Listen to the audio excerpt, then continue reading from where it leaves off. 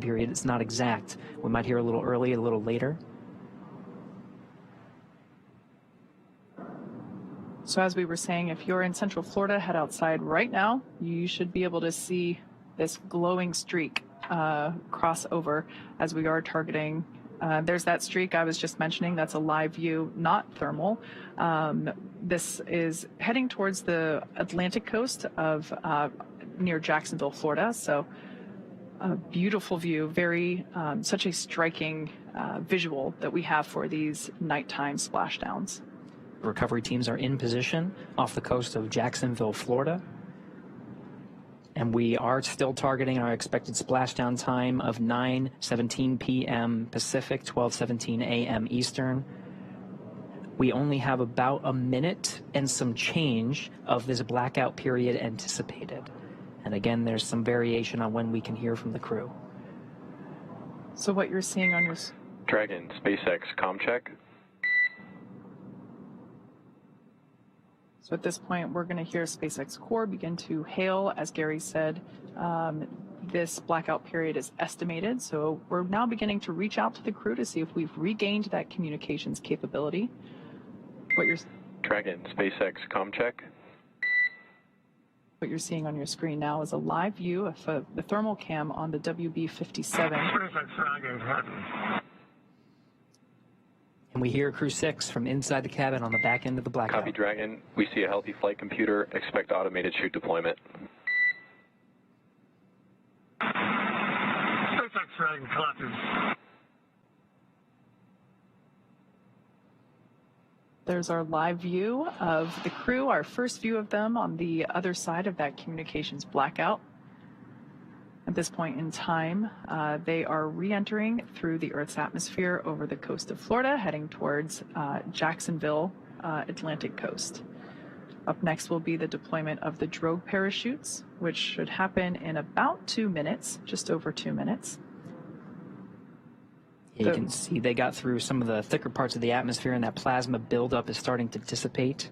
We have about, less than 2 minutes or so. Dragon, SpaceX, GPS converged. Expect nominal altitude for drogue chute deploy.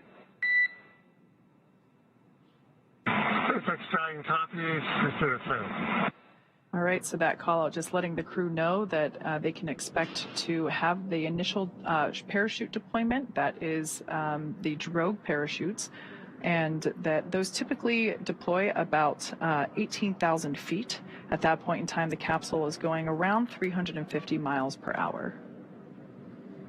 Some of the data and telemetry from Dragon is in meters, so if you do hear those calls from the crew and from us, some of the telemetry we're seeing is in the metric system.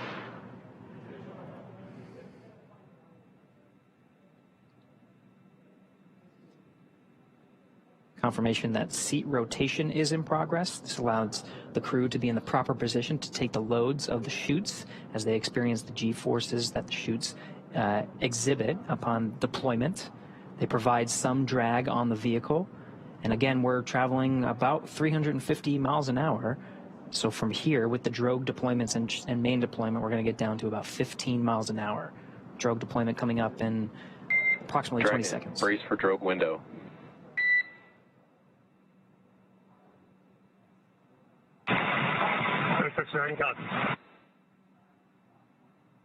And we're roughly 30 seconds away from that drogue deployment. SpaceX core just telling the crew to prepare for the deployment of those drogue parachutes. At this point in time, they are around, or when the drogues are deployed, they're traveling around 350 miles per hour. At the time that the main parachutes are deployed, just seconds later, they'll be going around 120 miles per hour.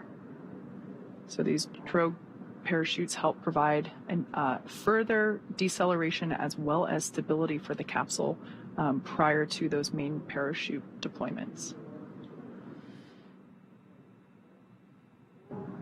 Drogue pyros have fired, and we have good confirmation of drogue chutes. 2 drogues. It's a view from inside the parachute bucket.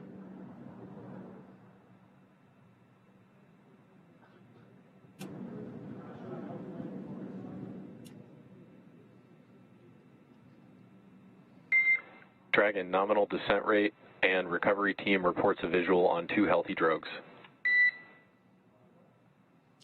SpaceX Dragon copy, so good news. Should see drogue chute jettison here momentarily. We'll see those 2 chutes that you see be released from the capsule, just like so, and release the 4 parachutes, now deploying. At this point in time, Dragon has saved all of its propulsion systems and is now has already terminated that nitrox suit and cabin purges. Those were helping to keep the crew cool during the reentry. Looks like we have 4 very beautiful and healthy main parachutes. Dragon, we see a nominal descent rate on 4 healthy mains. SpaceX Dragon copies, and SpaceX Dragon coming up on 1,000. So there's that confirmation. Copy, 1,000 meters. Confirmation of those 4 healthy chute deployments.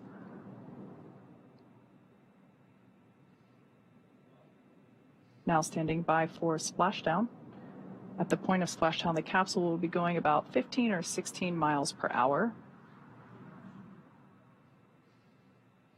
Continuing to decelerate from a rate of from a speed of about 120 miles per hour.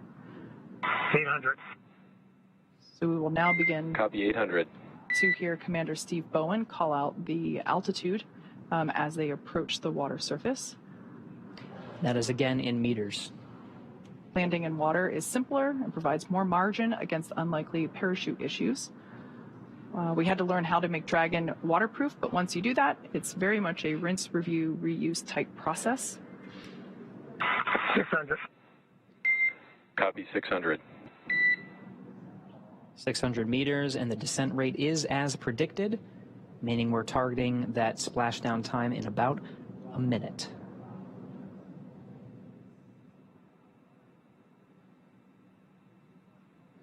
Live view of Dragon Endeavour with the Crew6 team members on board, being held up by 4 beautiful main parachutes. Dragon, we see 400.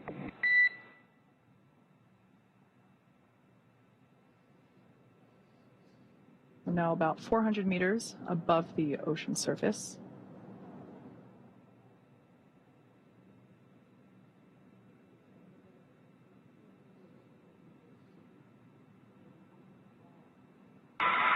SpaceX Dragon 200 braced for splashdown.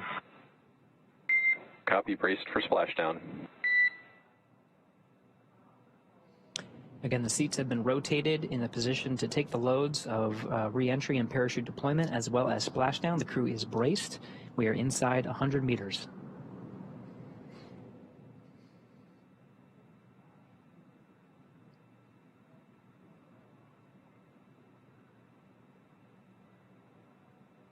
Dragon Endeavour continuing its slow descent. There we can see splashdown on screen. Those parachutes are then cut and released.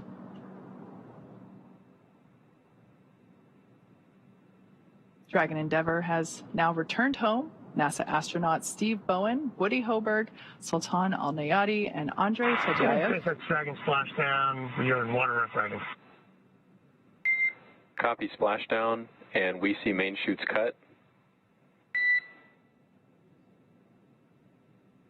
After a 17-hour return journey from space, Crew6 is home. So the teams have been ready and waiting about 3 nautical miles away, so it's going to take them about 30 minutes to make their way to Steve, Woody, Sultan, and Andre inside the Dragon. You can see the recovery forces in some of the views that you're seeing. Of course, these views being provided by the recovery vessels. You saw there was a helo deployed, providing some visuals and lighting of the Dragon capsule. Stable 1. Copy, stable 1. Dragon Endeavour, on behalf of NASA and SpaceX, welcome back home. Thank you for flying SpaceX. Thanks, SpaceX Endeavour. We greatly appreciate all the support from all the initial training through the launch, throughout the mission, keeping us abreast of all the status of the vehicle, and all the support all the way down. This has been incredible, greatly appreciated, and look forward to working with you all again.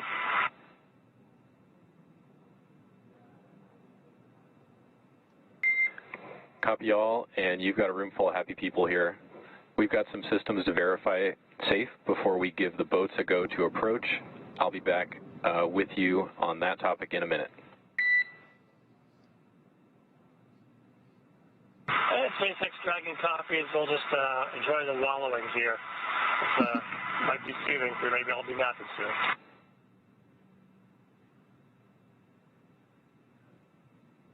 So there we just heard SpaceX Core just indicating to the crew that we're going to do some checks here. Here from Mission Control Hawthorne, we're going to do some system checks to make sure that everything is safe as necessary on the Dragon Endeavour capsule.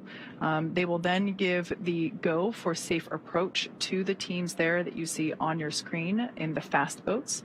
One of those boats will focus on recovering the parachutes from the water. The other will begin inspections, a sniff test for those onboard propellants, nitrogen tetroxide and monomethylhydrazine. They are toxic if someone were to breathe them, so we definitely want to ensure the safety of the entire recovery team as well as the crew. So one of the teams in the fast boats will perform a sniff test using devices while wearing personal protective equipment to ensure that none of those propellants have leaked out and that there's no vapors lingering from, just many minutes ago when those thrusters were actually firing back in space. Precisely. Now this is the fourth splashdown of Dragon Endeavour and completes the fourth mission, Crew6, splashing down right on time, 12:17 a.m. Eastern Time, 9:17 p.m. Pacific Time. We're getting views from the recovery vessels that are out many nautical miles away from the coast of Jacksonville, Florida. And the crew and teams here in Hawthorne reported a stable 1 position. That just notifies that the capsule is in the ideal position, floating in the Atlantic Ocean there, upright, with the heat shield in the water and the nose cone pointed towards the sky, as you see there.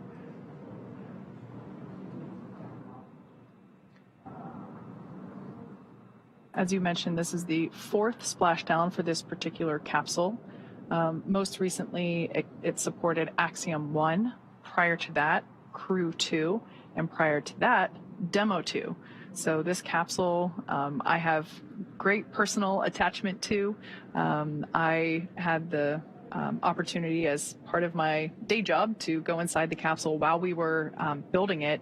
And when I say building it, I mean like for the first time, not during the refurbishment process. And when we were originally building it for the Demo 2 mission, I just remember being inside this capsule and thinking, Dragon, SpaceX, we are go for recovery personnel to approach the capsule. Expect fast boats alongside in just a few minutes. Dragon top, we look for light. all right, good news there from Mission Control, letting the crew know that everything checked out from a systems check, and the team there on screen in the fast boat now has the green light to approach and begin performing these sniff checks for those vapors for the onboard propellants. Just to conclude my thought, it's always great to see this capsule fly and land, and it just makes me so happy to see it with another mission under its belt. It's part of the design of the Dragon capsule is to be reusable, so even after the harsh conditions of 3,500 degrees of plasma buildup and being in the salty ocean, teams are still able to refurbish it and prepare it for the next mission. And this is the 4th successful flight of Endeavour.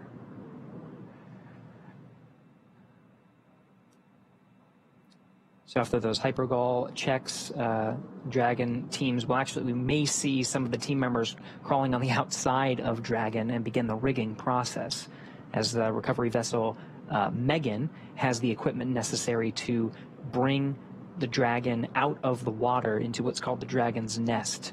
And that allows the capsule to be positioned and stable on a boat and allow the some of the personnel on board that boat, that ship, to open up the side hatch. We were talking about the side hatch a little earlier. That has remained closed through the duration of the mission. The last time it was open was on launch pad 39A, as some of the teams were preparing Steve, Woody, Sultan, and Andre for their launch to the International Space Station and the beginning of their expedition of science, maintenance, and upgrades aboard. Now it'll be open again here very shortly. It does take some time, so it could be 30 minutes to an hour before we actually see them on the boat and they start egressing the capsule.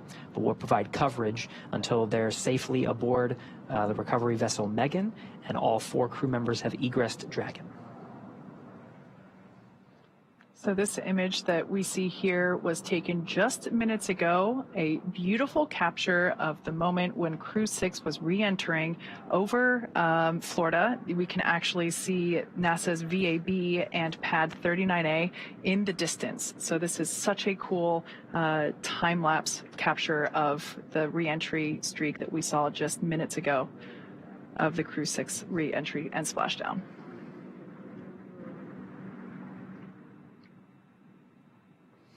Now, of course, we have recovery teams out there that are executing these operations. We can actually see some of the personnel there. We do have a public affairs officer on recovery vessel Megan, Courtney Beasley, who is standing by and watching the operations unfold and providing some coverage from there. I'll do a comms check with Courtney Beasley, who's there via satellite phone. Courtney, can you hear us? Gary, I have you loud and clear. How do you hear me? Loud and clear. Courtney, we were very jealous, and we were talking a lot, Kate and I, about the views of Dragon's re-entry through the atmosphere and the plasma trail and the landing, of course, in the Atlantic Ocean. I can't imagine a person who had a better view than you. From your perspective on recovery vessel Megan, how was that landing? Gary, it was absolutely beautiful. We were about 1.5 nautical miles away from the landing zone, and we had a great view from the front of the ship. We were actually able to track the spacecraft starting when it broke the horizon. We heard the sonic boom loud and clear and tracked the spacecraft all the way down through splashdown. SpaceX, There's something beautiful about a nighttime splashdown. The only thing lighting the sky up tonight was the moon, the and stars, it's approximately and 25 minutes until capsule lift. Stand by for a PMC with the SpaceX flight surgeon on the ship.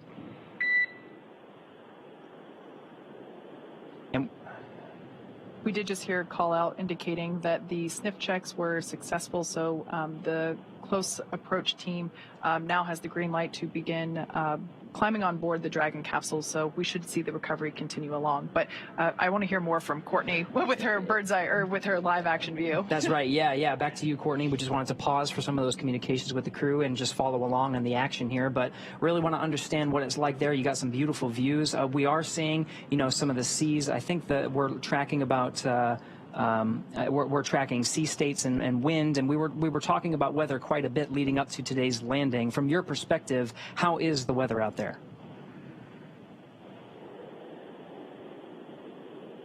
Yeah, Gary, it's about 80 degrees out here right now with fairly clear skies. Like I said, we were able to track that spacecraft pretty good tonight.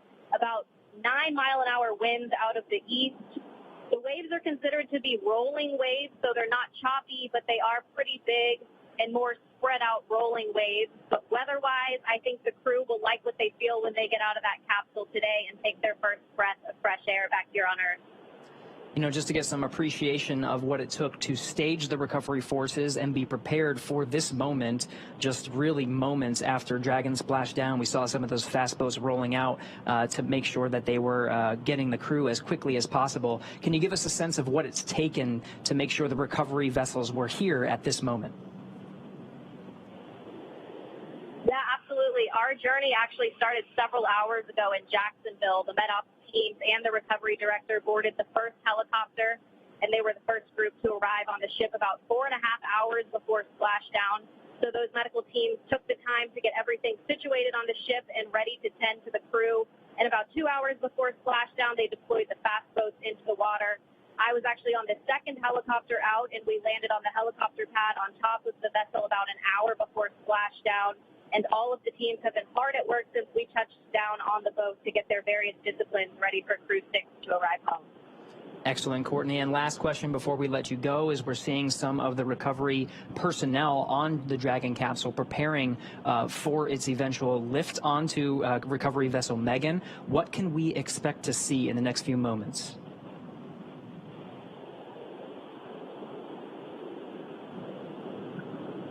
Yeah, Gary, so once the crew is out Copy. We also have you 5x5. They'll be Boats are working on you and rigging up the vehicle. I'll get back to you closer to capsule lift. Teams, and we'll have the opportunity to take those spacesuits off and get comfortable back here on Earth.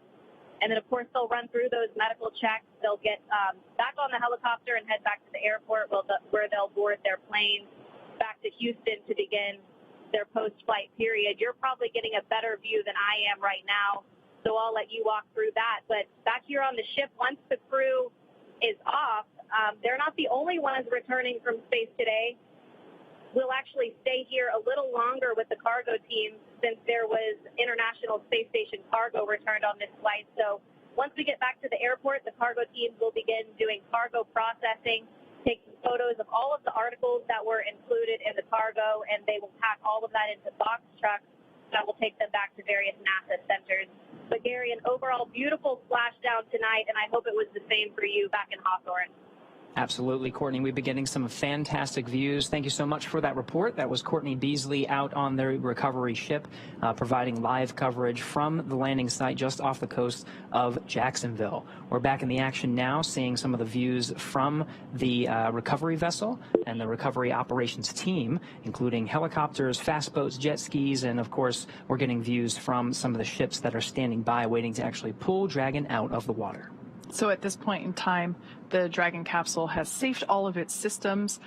Mission Control did a systems check to make sure that that was true and accurate. They gave the fast approach teams the green light to approach and begin the rigging process, which is what we are now seeing underway. Additionally, they have recovered the parachutes from the water. So those were, we were able to see those being dragged onto a boat. And what we have now is there's one individual that we see kind of like a spider monkey crawling all around the capsule and attaching the necessary rigging, the straps. These are what will help to stabilize and lift the Dragon capsule out of the water and onto the recovery vessel. For tonight's operations, we are using our Atlantic Coast recovery vessel, Megan, and we, hopefully in probably like 30-ish minutes from now, it kind of varies depending on the sea states, which, as we can see, a little bit more waves than some other missions, but still well within the limits for recovery, really probably unfazing to the individuals that are out here doing the work as they train extensively for these operations, whether it's daytime or nighttime. So obviously we can see one person there working to secure that strap around the base of the service section of the Dragon capsule, and that is one of the primary stabilization strap rings that will help to lift the capsule out of the water and onto the Dragon's nest on board Megan. And of course, the teams here are very close to the capsule because we passed those hypergol leak checks, and it's safe around the vehicle. You see some of the personnel, of course, climbing on the outside, preparing the vehicle. You can actually see some of the tethers that are on the outside to allow it to be lifted onto the recovery vessel Megan. Some of our views are even getting better as the recovery ships that are providing some of the live views that we're seeing are getting closer to the Dragon Endeavor. Yeah, as I mentioned before, this is one of the coolest but also frustrating moments of recovery for me personally, just because obviously for safety reasons, we have to station the recovery vessel and team a safe distance away from the intended splashdown target. It sounded like they were, according to Courtney, about 1.5 nautical miles away from the splashdown, but those fast boats are called fast boats for a reason. The primary recovery vessel, Megan, is not a fast boat, so it does take about 30 minutes for it to reach that the capsule, essentially. So it's great because we see the views get closer and closer slowly, but just because I love to see the action as soon as possible, I wish it was a little bit closer, but that's just me. It's great to get some of these thermal images. Of course, over on the East Coast, it's well past midnight, so very dark out there, but still getting some fantastic views. The recovery forces are not necessarily getting our views. You know, they don't have the thermal cameras. They're getting eyes on the vehicle. This is what they're saying. This is an precisely actual visible spectrum. Yes, with the visible spectrum, because of course the vehicle is being lit by spotlights, and you can see the fast boat itself has lights. So there's plenty of opportunities to make sure they have the capsule well within view, and all the teams that are surrounding and different recovery ships and different recovery vessels are aware of the capsule's presence.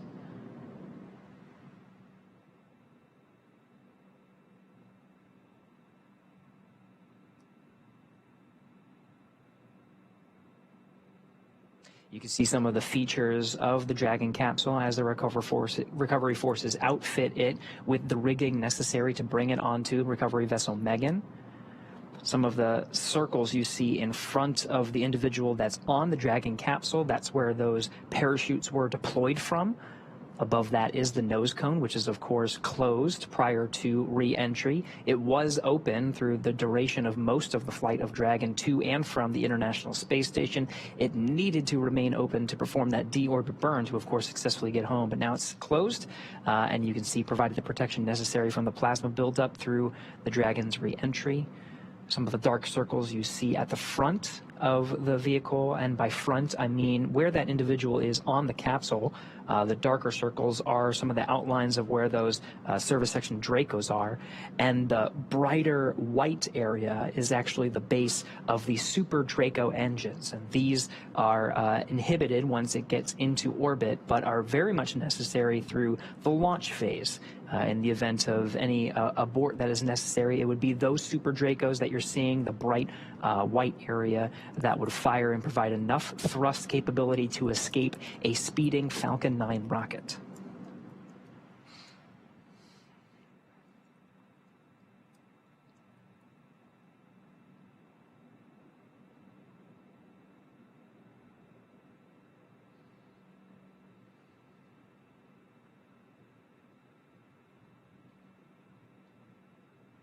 Once again, we can see the recovery vessel Megan making its way closer and closer to the Dragon Endeavour capsule, which has splashed down off the Atlantic coast of Florida.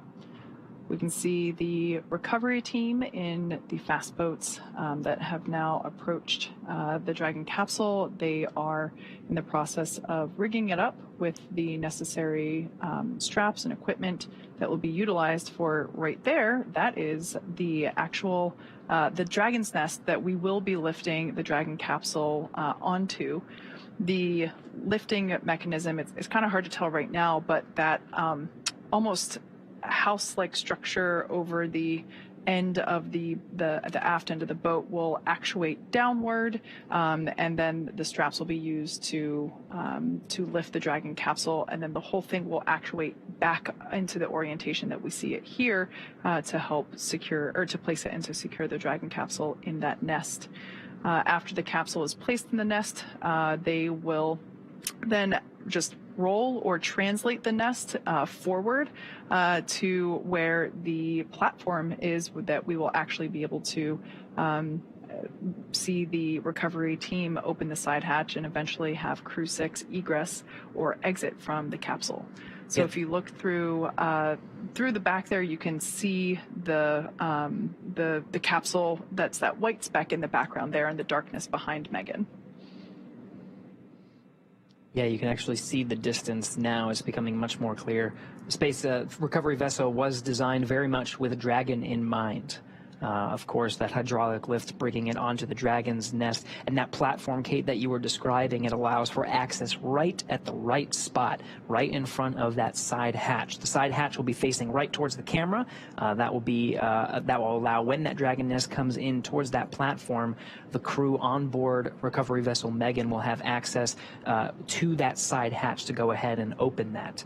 All 4 crew members will remain seated throughout that process, but the Dragon side hatch will be open, and the recovery teams will take the Crew6 astronauts and cosmonaut out one at a time. Yeah, you mentioned that this vessel had Dragon in mind. You couldn't be more correct. When SpaceX acquired this vessel, we actually have 2 of them, one for Atlantic operations, one for Gulf operations, and both of them are pretty identical. They all each have a lifting mechanism, a nest. We basically designed the interior and exterior of the vessel to accommodate efficient and speedy operations for Dragon recovery. In addition to these physical recovery assets, there are also medical bays where each crew member will get a quick medical checkout by the flight surgeon after egress, as well as a helicopter deck that in some instances is utilized to have the crew depart from there. So it is definitely a bespoke boat, if you will, a vessel for these Dragon recovery operations.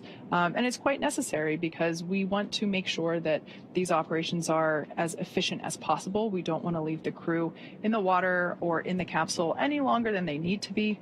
So we really try to make sure that this is as efficient as possible. And certainly this vessel, both vessels, because like I said, they're pretty much mirror images for both Gulf and Atlantic coast operations. We make sure that they are as smooth as possible. And we're just about 23 minutes from the time of splashdown. Again, that splashdown time, 12:17 a.m. Eastern Time, 9:17 p.m. Pacific. So we're already closing in on the vehicle. The recovery teams up at this point, just to do a quick recap, have done initial checks of the spacecraft to make sure there was no hypergol leaks, any hazardous gases or materials, just to do a quick sniff check and make sure that the spacecraft was safe to approach. Once that was cleared, we saw some individuals on the Dragon capsule outfitting it with the rigging necessary for those straps you see on recovery vessel Megan. That hydraulic lift will bend forward and be attached to the Dragon capsule and be lifted off right onto that beautiful, perfectly Dragon-designed little disc you see on the Dragon nest. That's where Dragon will rest very comfortably to allow access to the crew. So that has happened over the past 24 minutes or so. And we are making great progress right on the timeline for the recovery ship to arrive. Dragon, SpaceX, be advised, we're transitioning the forward link over to the recovery vessel. Comm will be unavailable for approximately 5 minutes. SpaceX Dragon top.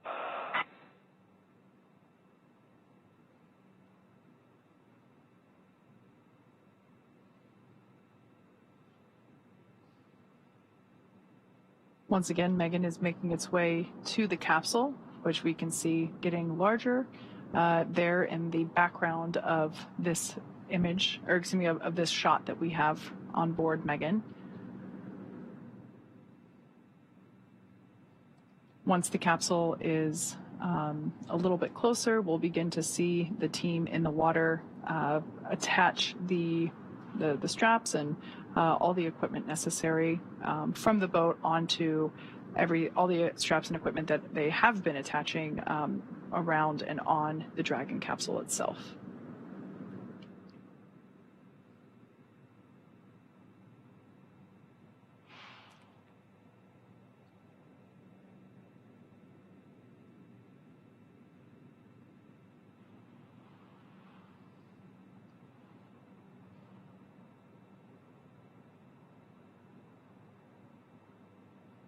We can see the recovery team member who is the individual that basically crawls around on top of the capsule itself, still on there.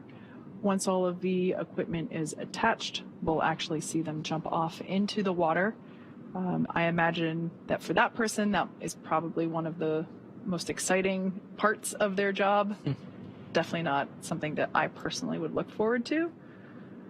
Something else that we also sometimes see with these night recoveries is due to the lights near the water, bugs will be attracted occasionally, as well as smaller fish. And so we might actually see some dolphins as we have in the past. Sometimes they come out because the hunting is maybe a little easier with them attracted to the water surface with all this delight. Obviously, we need lots of light to ensure safe operations as we're progressing through these recovery steps.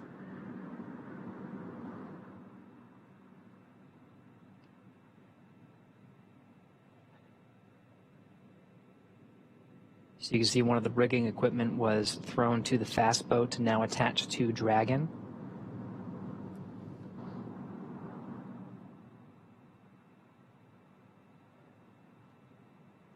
Again, this is on a hydraulic lift that will safely lift a Dragon capsule out of the water and onto that disc you see at the bottom of your screen. The recovery forces here have trained time and time again for this operation, have a good sense of what to do in this particular scenario. This is one of the better case scenarios for Dragon. We talked about it landing in a stable 1 configuration. That would be lifting the capsule off when it's upright. There are different configurations that the crews are trained to accommodate.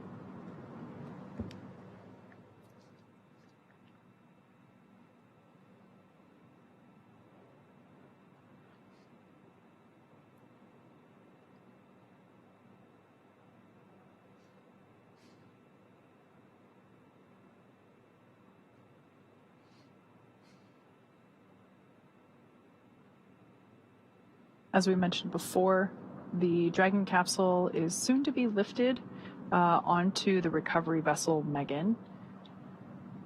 It will then, once it's in the Dragon's nest there that we can see on screen, it'll be pulled forward to the recovery platform, which is currently off screen, but we'll get a view of that later on whenever Dragon is in place. The crew will egress. They will... Dragon, SpaceX, forward link transition complete. Com check. SpaceX Dragon, have you line clear? Glad to hear from you. An update, the recovery vessel is backing up to the ship now, maybe 50 meters away, and looking for your go to come on board with internal cameras. SpaceX Dragon, come on board. Copy.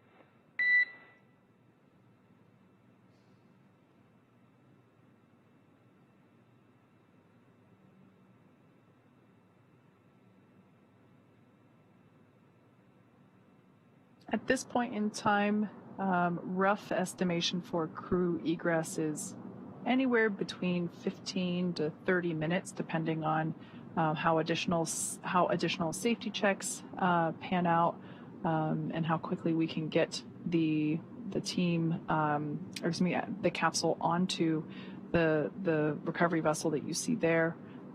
Those teams are now preparing to lower that hydraulic lift mechanism into the water. That will then bring the spacecraft onto the deck into that translation system known as the nest.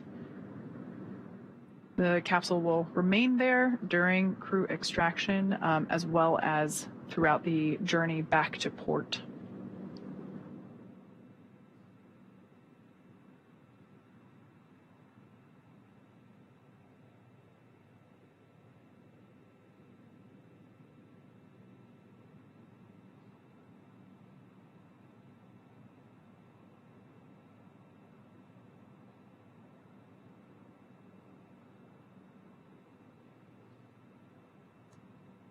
So one of the lines of the hydraulic lift has now been thrown to the rigger. The hydraulic lift is now moving into position, moving forward. This is the position that allows the initial lift of the Dragon capsule out of the Atlantic Ocean and then onto the Dragon nest.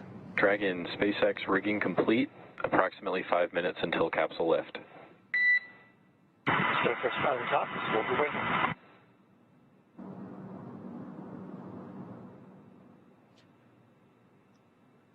So the clock starts now at 9:48 p.m. Pacific time, 12:48 a.m. Eastern Time. We'll be looking for Dragon to be lifted out of the water at approximately 9:53 p.m. Pacific, 12:53 a.m. Eastern.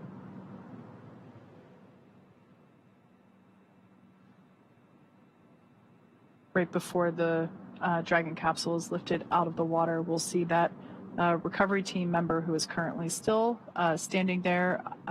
He's actually standing in the bucket where the main parachutes were located during Dragon's flight. Obviously, those buckets are that bucket is now empty as we deployed the main parachutes. But we will see that team member jump off and away from the capsule just prior to the capsule being lifted out of the water. Dragon, brace for capsule lift. There they go. Next time we'll brace.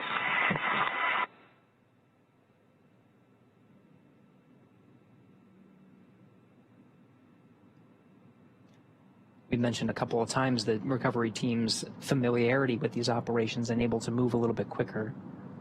They prepped the crew for about 5 minutes of capsule lift. That happened in just a couple of minutes. And it looks like we are starting to see the capsule be lifted out of the water. We can now start to see the heat shield. Dragon now in the air, the hydraulic lift being activated and will be utilized to center Dragon on the nest there at the aft end of the vessel.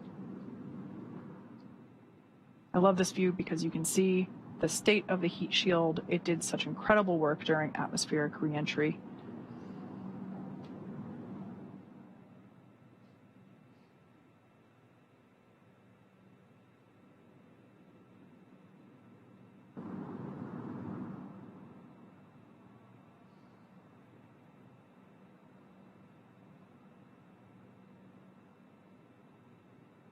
Dragon Endeavour now placed into the nest of our recovery vessel, Megan.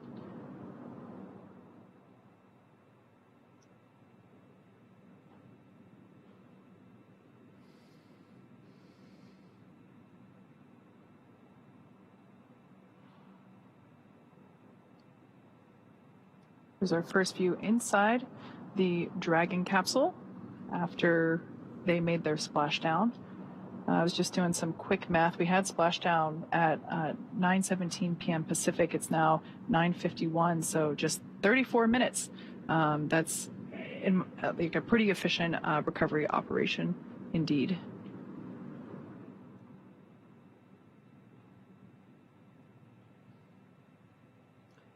See the cabin lights on the inside the Dragon are off as the crew patiently waits for the recovery forces to do their job and get them out of the water and, of course, ready for egress. Dragon, I'm happy to see you safe and sound on board. Personnel are completing their final checks. Stand by for translation across the deck to the egress platform. SpaceX Dragon copies. We'll be waiting.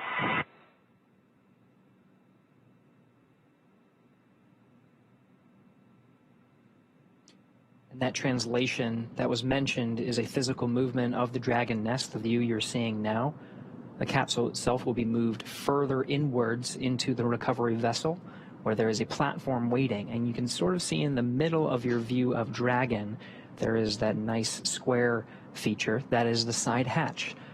When the Dragon nest moves into the recovery vessel towards that platform, it allows the recovery teams that are on that platform to perform the operations of opening the hatch. The teams you've seen so far have been responsible for the rigging and the operation of the hydraulic lift to bring the Dragon capsule onto the Dragon nest. Now they'll hand it over to the teams that will get the Crew6 astronaut and cosmonaut safely out of the capsule. Yeah, it's important to note that all 4 crew members will be getting assistance from the recovery teams while they exit the capsule. You know, it's the same process for any returning crew from a long duration mission. And it makes sense because returning to, you know, our environment here with gravity can really wreak havoc on our bodily systems and especially those that are responsible for balance and control. So we will be providing assistance, but I'm sure we will be seeing smiles and thumbs up along the way. Yeah, that's one of the main reasons. Of course, we've been talking a lot about the operations, but really we should mention the science.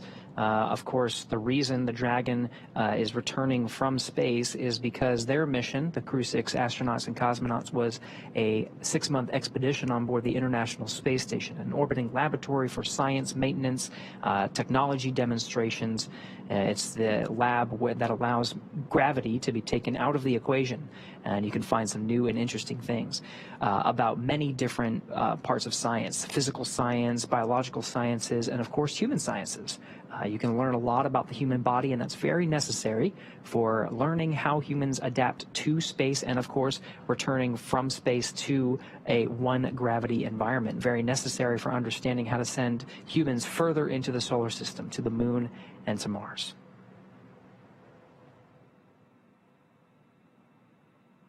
So we're now standing by for translation of the Dragon capsule to the recovery platform. Basically meaning that once everything checks out here, we should see the entire capsule move towards us. We'll get a different camera view on board the recovery vessel once the Dragon capsule starts to move, but it'll basically put it right up next to the platform that is basically right at the same height as the bottom of the side hatch. Oh, there we have our first movement of Dragon Endeavour making its way to that recovery platform.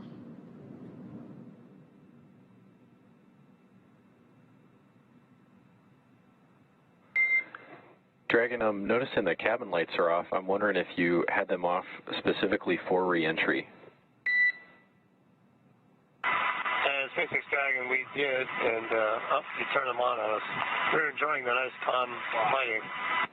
Wait, you turn it back off again. Good. We're enjoying the lighting. We have to see what's going on outside this way. No worries on the lighting. Fine with the lights off. I imagine your re-entry was pretty amazing. Side hatch opening should be any minute now, and I think that's about it for me working with you all tonight. It's great to see you back. Steve, Woody, Sultan, Andre, happy to have you back home safe. And we're happy to be back, and we look forward to catching up with you again real soon. Take care.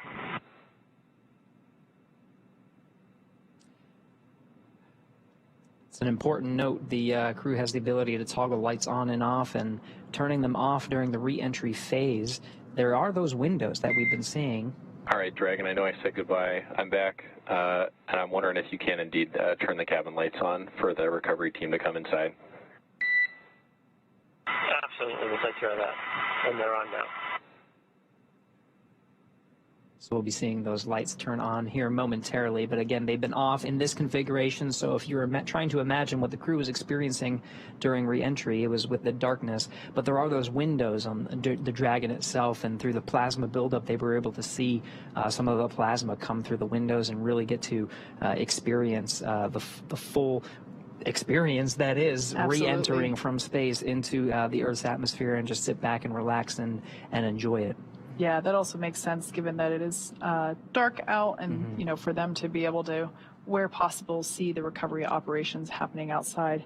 Yeah, same reason why you know, as kids, we're not allowed to turn lights on in the car when mom and dad are driving at night because you can't see very well outside. So that makes a lot of sense. But we did ask them to turn them back on just so that we're able to help the crew egress.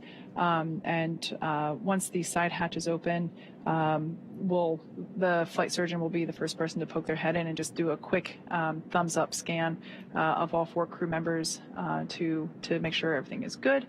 But what we're doing right now on the outside of the capsule, we're doing additional safety checks. We saw momentarily some of the recovery team, they had face masks on. This is personal protective equipment, or PPE.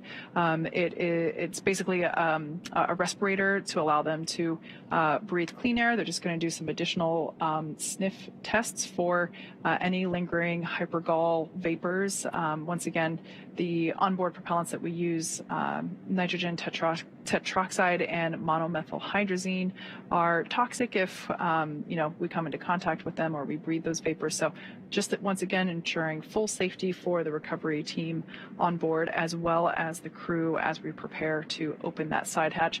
We want to make sure that none of those vapors are lingering. Side hatch, if we get these views from the inside, we'll also be able to alternate from the outside, is now open. You see the recovery team is open and waving to the crew. First humans that the Crew6 has seen on the ground in 6 months. Looks like we got some fist bump action, thumbs up. Seems like the crew is in pretty good spirits after their journey back home. We're not getting audio, but I am getting reports that on the recovery ship there was a big round of applause from all the recovery team on recovery vessel Megan as soon as that side hatch opened for the crew, congratulating them on a successful mission and successful return home.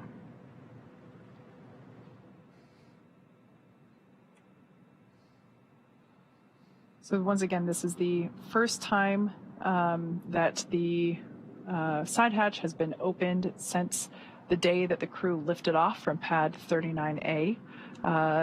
This side hatch is not utilized while they are on station. We use the forward hatch, or the hatch located at the top of the Dragon capsule, for ingress and egress to the space station. So this is the first time that the side hatch is open, and like you said, Gary, their first breath of fresh air since their departure. So we'll also see the SpaceX recovery team, perhaps they already installed it, but I think they did. It's a protective casing around the side hatch. As we mentioned before, we do reuse these capsules. This is actually the 4th flight for this particular capsule, so to help make sure that we protect the hardware as well as the spacesuits themselves. We want to make sure that that side hatch has a little bit of protection. So there's a small piece that they put around the edge to help protect it. Looks like we're getting some initial photos of the crew's return while continuing to secure that side hatch. Make sure it stays in the upright position while the crew is making their way out.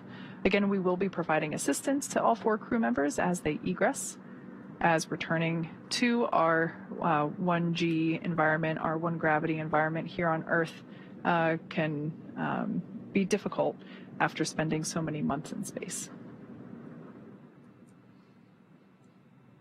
Once again, this crew lifted off in very early March, so they've certainly been enjoying microgravity for a while.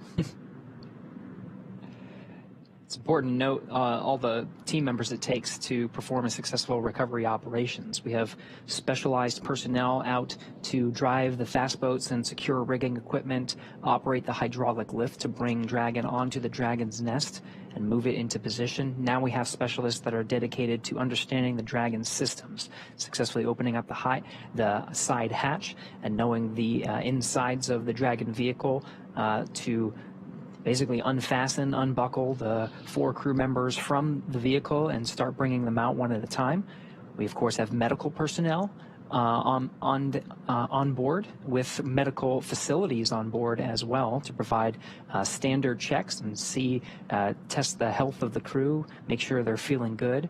And then, of course, Kate, you mentioned there is a helipad on the recovery vessel itself and a helicopter stage. So after the initial medical checks, the crew will be able to get a very quick ride home to the Florida coast, where they'll hop on a plane and make their way back over to Houston for further testing and, of course, to see their families, who will be eagerly awaiting their arrival.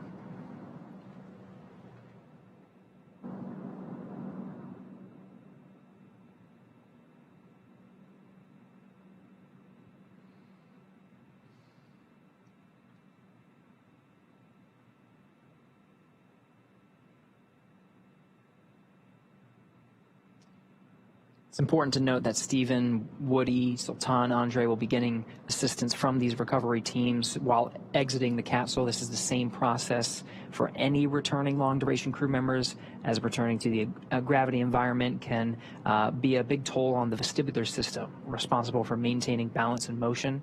So safety, again, is our #1 priority with this operation. You'll see the crew members helped out of the capsule one by one and assisted the few feet to the medical quarters on aboard the boat. If you've ever watched crews return on a Soyuz, this is the same process when astronauts are carried from the capsule to waiting chairs and then carried to waiting medical tents. This is also a period where any time critical cargo can be recovered from the spacecraft. They're positioned right underneath the crew members, and they can be brought back into port relatively quickly. Once the ship and capsule return to shore, the recovery team will perform additional inspections before loading Dragon onto a flatbed truck at the SpaceX facility in Cape Canaveral for post-processing.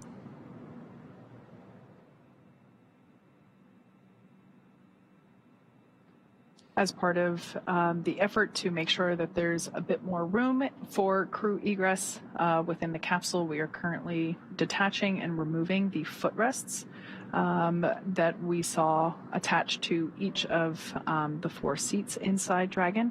This just helps to create a little bit more space and enable the crew to get out a little bit easier.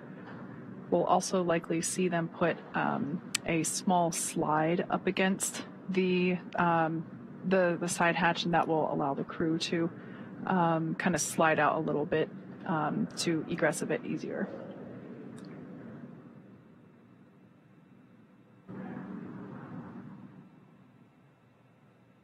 Yep, there's that slide. It's like they've done this before. Yeah, we've done it just a few times.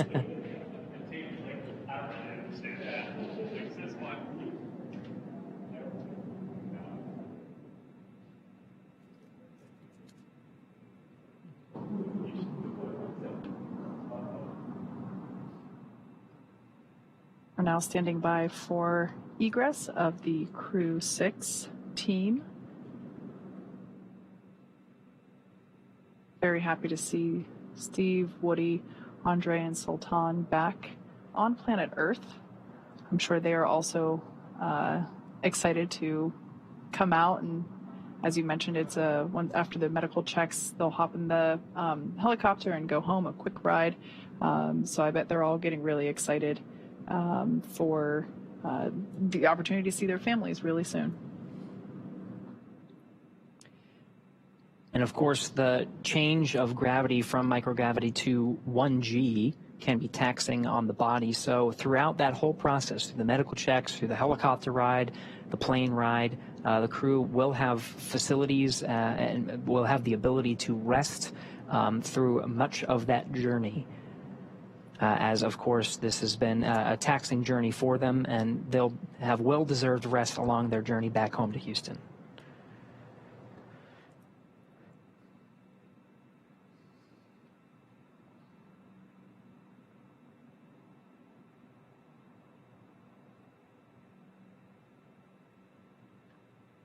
It varies mission to mission, crew by crew, but we usually see either the pilot or the commander egress first. So with this view here, Commander Steve Bowen is in that left seat, and pilot Woody Hoberg is in the seat on the right.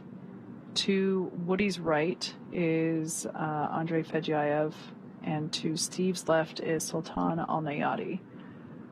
So usually it makes it easier if the center seats are vacated prior to the 2 mission specialist seats, but it really varies crew to crew.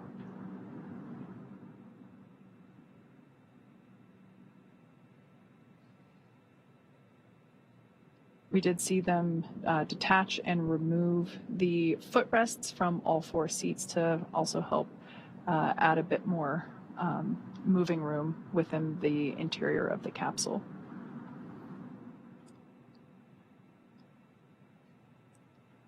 There's a series of checks, so it's not as easy as just unbuckling and getting out of your seat. The seats, of course, and suits are designed with human spaceflight in mind. So the seats are connected, the suits are connected to the seats via an umbilical that can provide communications as well as air, nitrox purge that the crew is able to breathe. It's a little bit more oxygen than your standard breathing air.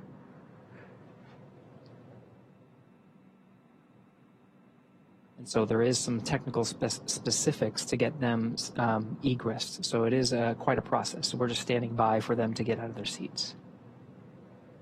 It does look like Steve will be the first out.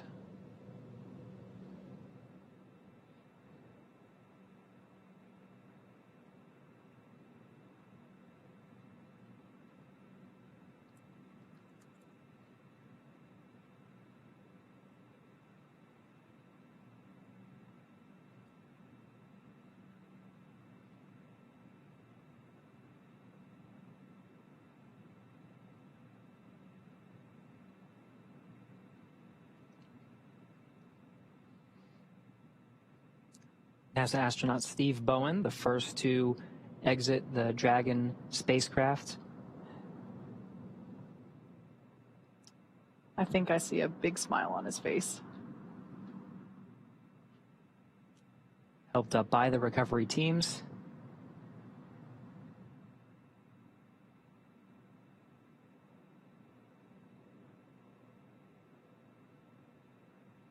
Now being seated in a rolling chair to help move him back to the medical bay, where he will get a quick checkout with the flight surgeon. And again, this is standard procedure. We can see some applause happening on deck. Looks like our pilot, Woody Hoberg, will be the next to egress.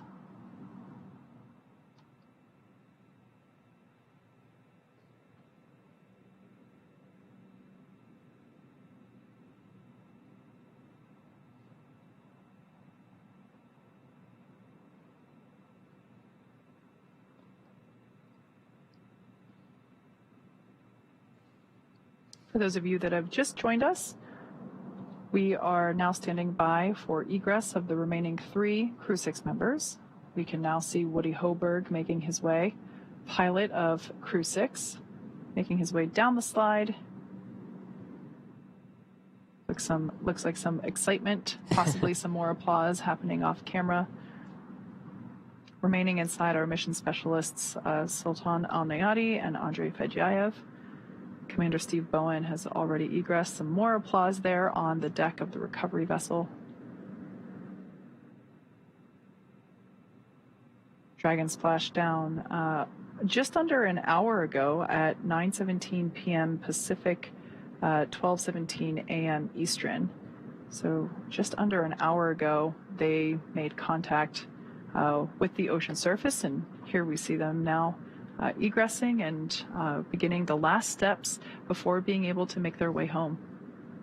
That's right. The 2 NASA astronauts have exited the Dragon spacecraft and are now in the medical facilities as part of the standard procedures and checks necessary before they board the helicopters and take the flight back to shore. Of course, there are the 2 mission specialists left in the capsule. If they follow standard procedure, it should be Andrei Fedyayev that we see egress the capsule next.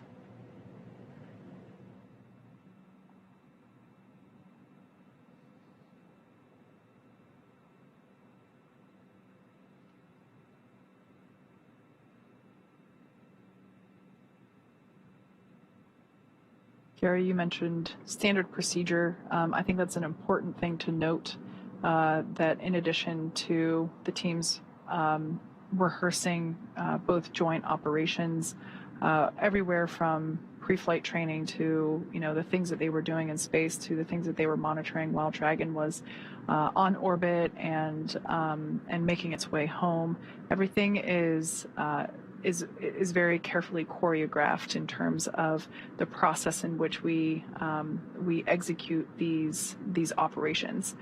So even from a recovery standpoint, you mentioned before that, our recovery times from the first time we did this with humans on Demo 2, again, using this same capsule, this capsule has flown 4 times now. Our operations have gotten more efficient, and they are documented step by step. And so, of course, whenever it comes to egress, there is a little bit of flexibility that if a crew member needs or wants to egress sooner than later, we can do that. But generally, as I mentioned before, we do try to vacate the 2 center seats first. We can now see 2 more leg rests being removed footrests being removed from the seats inside the capsule, again, just to create a little bit more room. Yeah, you mentioned the efficiencies, Kate. We're inside of an hour now, and this is from the moment of splashdown at 12:17 p.m. Eastern. It's now 1:14, or 12:17 a.m. Eastern, rather. So it's now 1:14 a.m. Eastern, and we're seeing the 3rd crew member egress. So we're just an hour, really, after splashing down that the crew is able to set foot on the recovery vessel.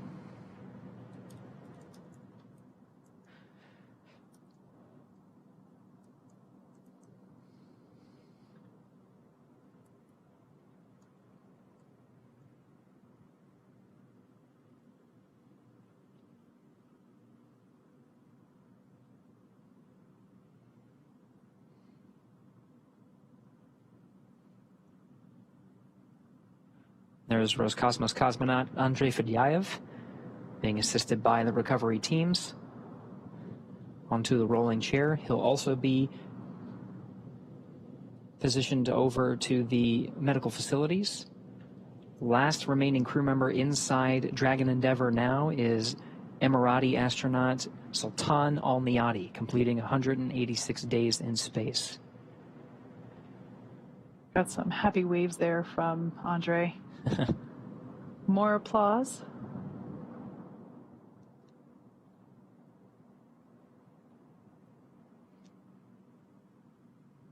And the last footrest being detached from Sultan Al-Niyati's chair.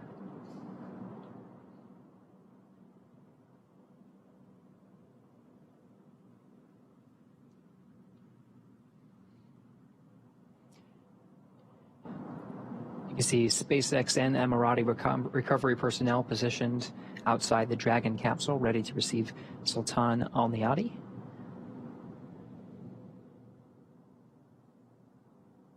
Again, he is the last remaining crew member inside Dragon Endeavour.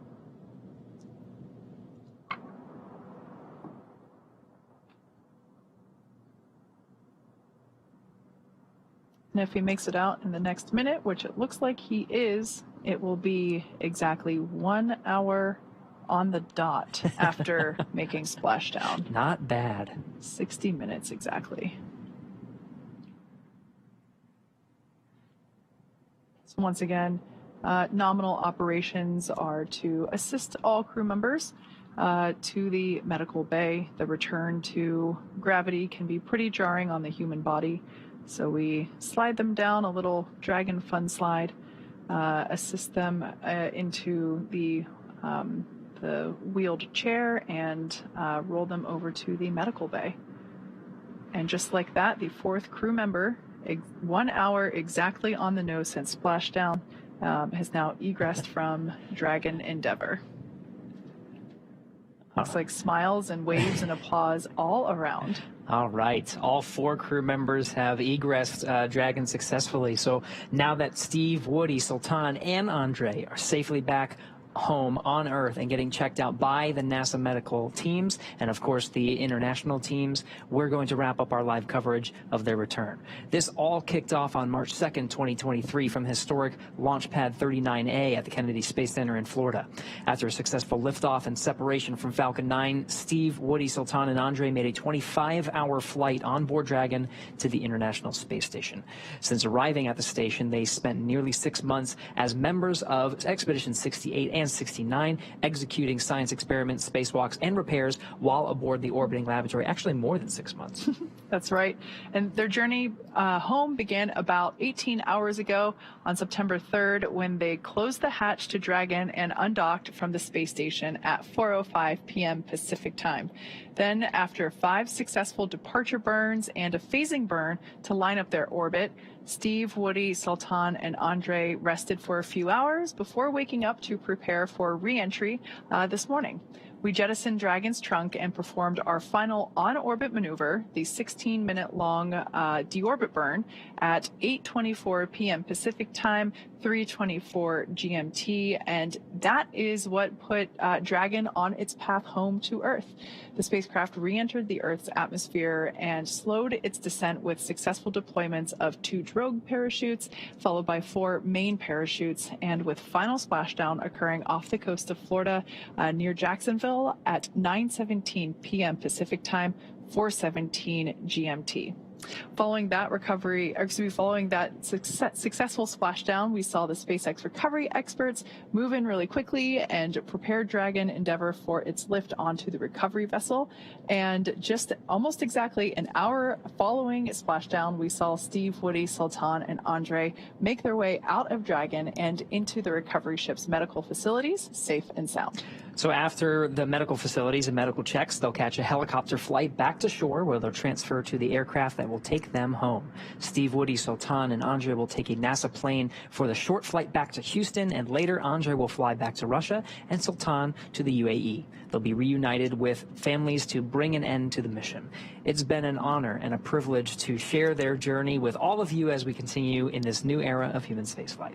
Return today marks the end of the direct handover that we just executed after successfully launching the Crew7 mission to the space station just a little over a week ago.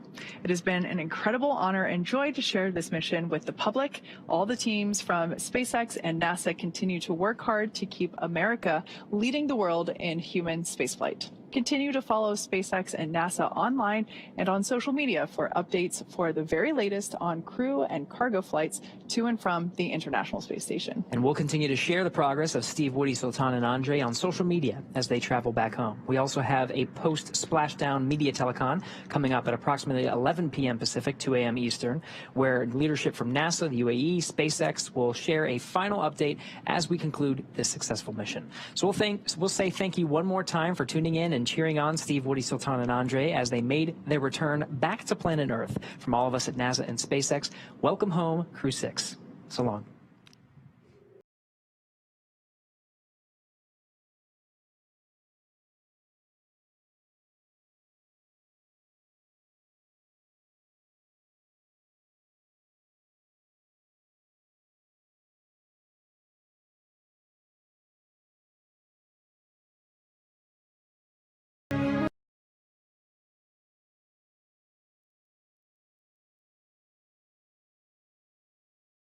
You